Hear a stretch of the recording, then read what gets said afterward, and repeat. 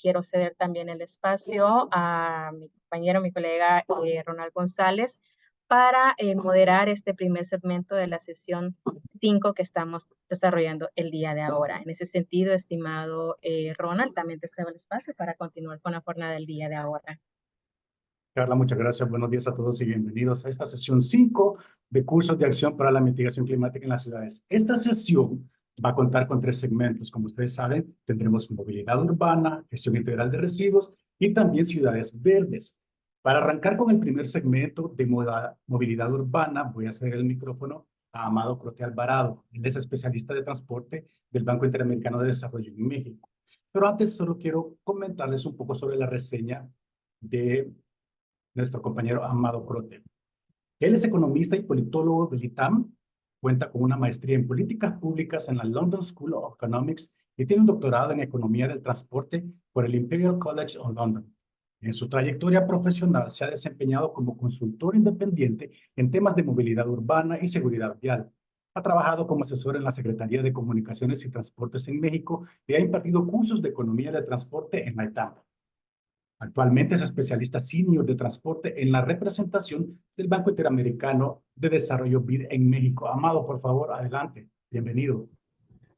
Muchas gracias, Ronald. Buenos días a todas y todas. Muchas gracias por la invitación. Encantado de estar acá. Bueno, la presentación de hoy va a ser sobre políticas públicas para la reducción de emisiones del sector transporte y la voy a enfocar en políticas para mejorar el transporte público urbano. Pero lo primero es, ¿por qué queremos impulsar el transporte público? Primero vamos a hablar del vehículo particular, si es un bien o es un mal para la sociedad. Después algunas políticas públicas para reducir el uso del auto y finalmente conclusiones. Muchos de nosotros pues crecimos utilizando el vehículo particular y a nuestros padres y a nuestros abuelos les enseñaron que fue el gran invento del siglo pasado, ¿no? Que era la tecnología que iba a cambiar la forma en la que nos moveríamos y que sería mejor para todas, para todos. Y los gobiernos, no solamente en México, en América Latina, sino en el mundo entero, se dedicaron a construir infraestructura para el vehículo particular.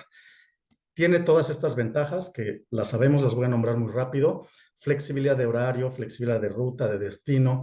Es conveniente para familias grandes. Tiene espacio para cuando vamos a cargar cosas grandes o pesadas. Obviamente es muy cómodo ante cuestiones climáticas como lluvia, calor. Algunas veces, ¿no? Mucha gente dice, es que llegas más rápido en auto. No siempre, depende del tráfico, depende de las ciudades, de las distancias, pero bueno, dejémoslo como que sí tenemos una reducción de tiempos de recorrido.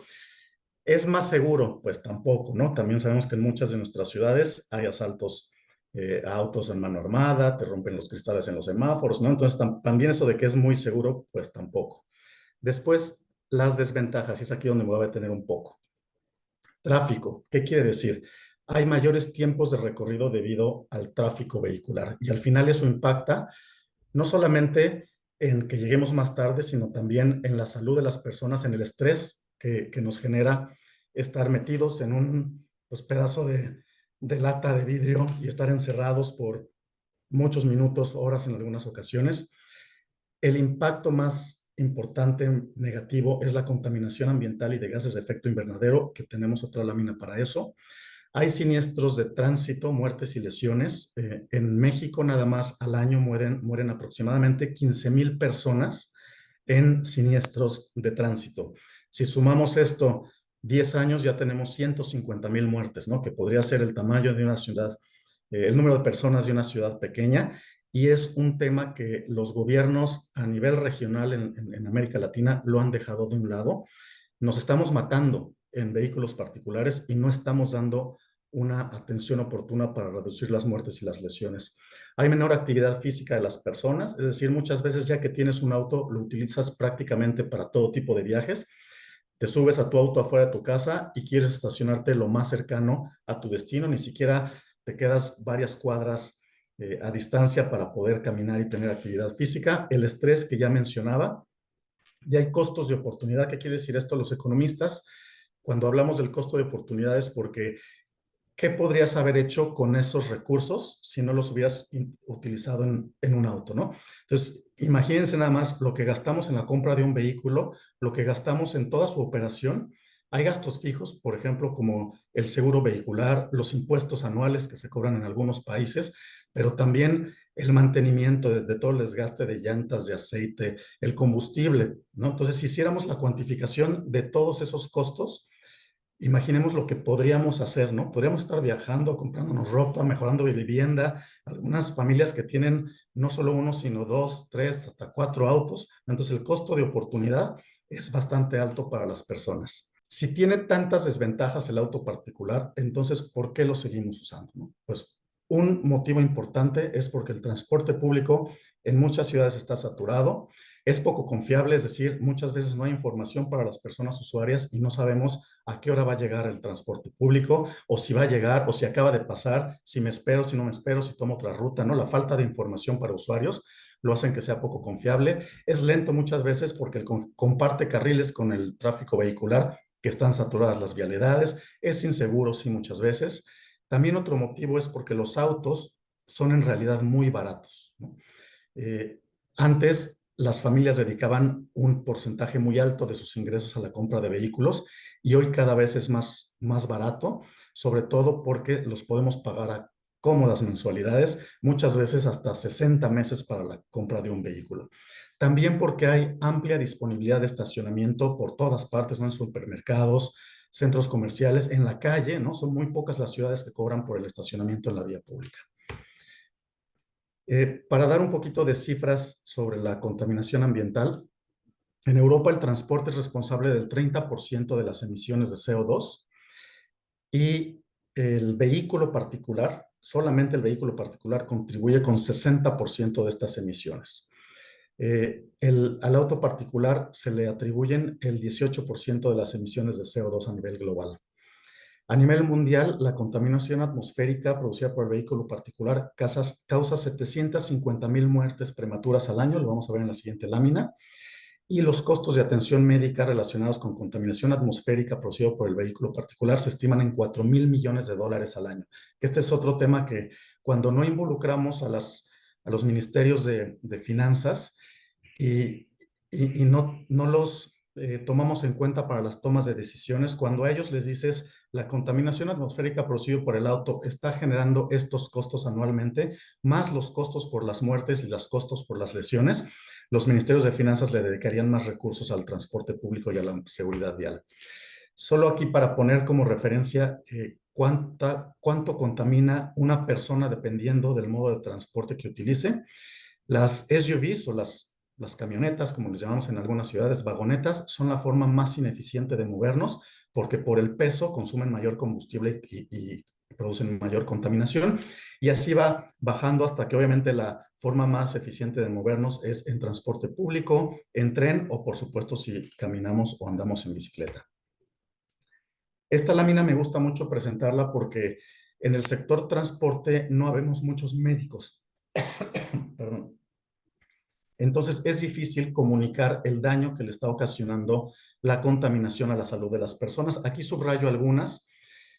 Hay algunos contaminantes que producen bronquitis y pulmonía. Hay otros que producen mareos, dolor de cabeza, náuseas, estados de inconsciencia e inclusive la muerte. Muchas veces no nos preguntamos por qué nos sentimos mareados, por qué nos duele la cabeza, por qué nos están llorando los ojos. La contaminación.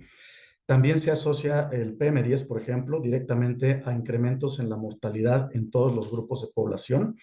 Básicamente, acá lo pongo en resumen, la exposición crónica a la contaminación del aire se asocia al incremento de problemas cardiovasculares y respiratorios, diversos tipos de cáncer, problemas en el sistema nervioso, nacimientos prematuros, retraso en el crecimiento intrauterino, bajo peso al nacer y síndrome de muerte temprana y mortalidad infantil, ¿no? Me gustaría que les vamos a compartir, por supuesto, esta presentación, que tengan presente esta lámina cuando ustedes, que la mayoría son funcionarios y funcionarias públicas a nivel subnacional, piensen en que deben de fomentar transporte público y forma de movernos más sostenibles y no movernos en auto particular. Ahora, algunas políticas para reducir el uso del auto. La que típicamente utilizábamos en muchos países y desgraciadamente todavía se está utilizando es más infraestructura para el vehículo particular, ¿no? Lo que pensamos que cuando hay congestionamiento hay que ensanchar las avenidas, hay que poner puentes, túneles, viaductos, segundos pisos. Esa no es la solución. Lo que encontramos es que cuando proveemos mayor infraestructura para el vehículo particular, habrá más vehículos particulares. Es lo que llamamos demanda inducida. Si promueves transporte público, más personas se van a mover en transporte público. Si construyes ciclovías, más personas se van a mover por bicicleta, ¿no? Entonces, la solución no es aumentar la capacidad vial. ¿Qué sí hay de soluciones? Mejorar el desempeño de la red vial, por ejemplo, sincronización de semáforos, cruces de cortesía, ¿no? Para no bloquear las calles cuando más adelante hay tráfico. Cumplimiento del reglamento de tránsito para no obstruir vialidades, no estacionarse en segunda fila, etcétera.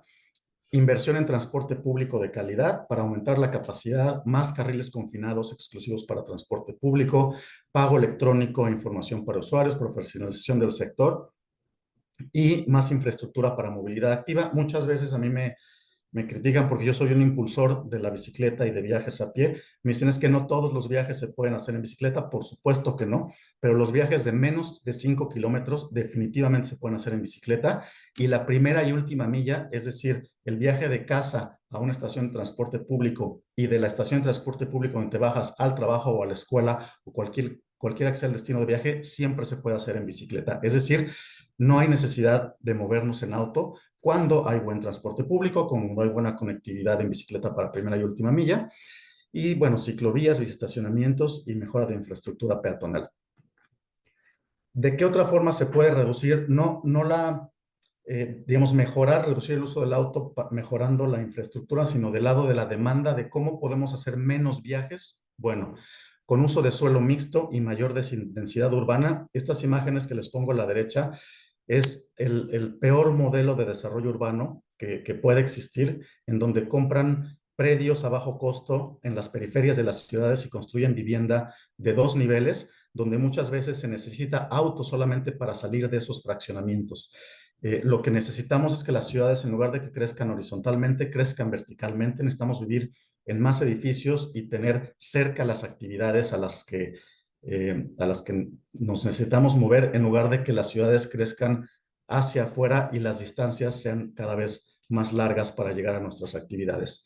Desarrollo orientado al transporte quiere decir que se desarrollen escuelas, hospitales, vivienda, comercio, oficinas alrededor de donde ya existen sistemas de transporte público masivo y semimasivo. Los horarios comprimidos sobre el home office, que ahora ya lo conocemos mucho a partir de la pandemia, es decir, no todos tenemos que ir a una oficina a trabajar, no todos tenemos que llegar a las 9 de la mañana a trabajar, podemos tener horarios escalonados para evitar la saturación a ciertas horas.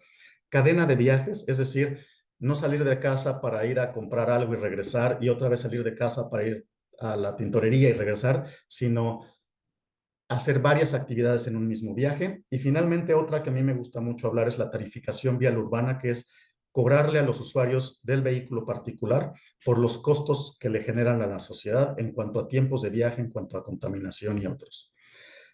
Y bueno, finalmente, porque ya se me está terminando el tiempo, lo que yo diría es, el vehículo particular es la forma de movilidad más contaminante con impacto negativo en la salud y medio ambiente.